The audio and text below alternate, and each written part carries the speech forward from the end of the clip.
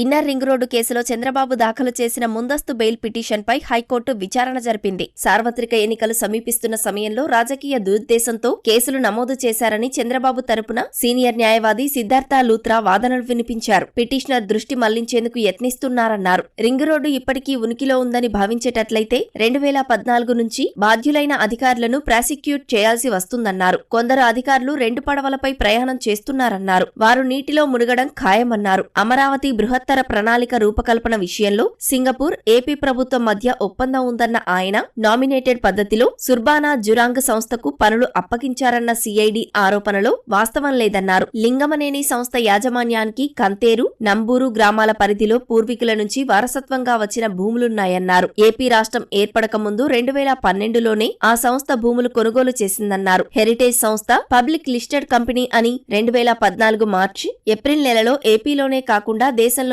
వివిధ ప్రాంతాల్లో భూములు కొనుగోలు చేసిందన్నారు. రింగ్ రోడ్డు ఎలైన్మెంట్ మార్పు ద్వారా ప్రయోజనం పొందాలనుకుంటే వ్యక్తుల పేరుపై భూములు కొంటారు కానీ సంస్థ పేరుపై ఎందుకు కొనుగోలు చేస్తారని సిద్ధార్థ లూత్రా ప్రశ్నించారు.